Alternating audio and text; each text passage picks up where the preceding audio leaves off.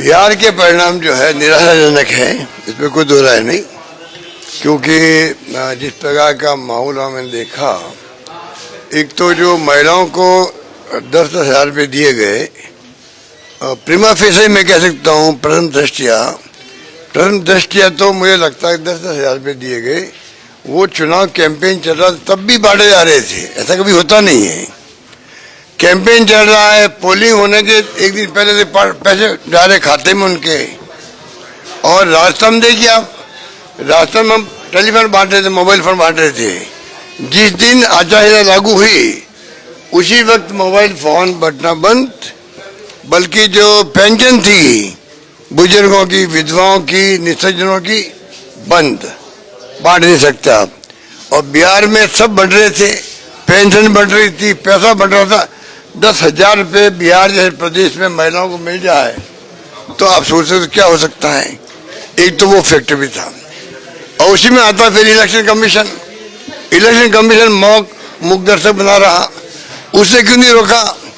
10,000 रुपये बढ़ रहे थे, चुनाव चलते हुए इलेक्शन कमीशन रोकना ही था, उसको रोका ही नहीं उन्होंने।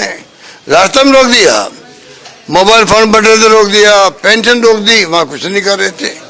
इसका मतलब जो राहुल गांधी और लोग सब वोट चोरी की बात कर रहे थे, वोट चोरी क्या होता है? यही तो होता है। अगर आप निष्पक्ष चुनाव नहीं करवाते हो, रिगिंग होती है, बूथ कैप्चरिंग होती है मान लीजिए, या बेईमानी होती है, पैसा बढ़ रहा है और चुनाव आयोग ने कोई तरह की कार्रवाई नहीं करी, मिली भगत थी उनकी, उनसे जो रूलिंग पार्टी थी। और नंबर 3, जो पैसे का धन का जो दुरुपयोग हो रहा है आजकल, कोई सोच नहीं सकता। हम सोच नहीं सकते कैसे पैसे बढ़ते हैं दिफा बन करके। महाराष्ट्र में आप किसी को पता कर लीजिए कितने करोड़ रुपए दिए गए उम्मीदवारों को, 15 करोड़, 20 करोड़, 25 करोड़। कांग्रेस के पास तो पैसा है नहीं, ना आरजेडी के पास पैसा है।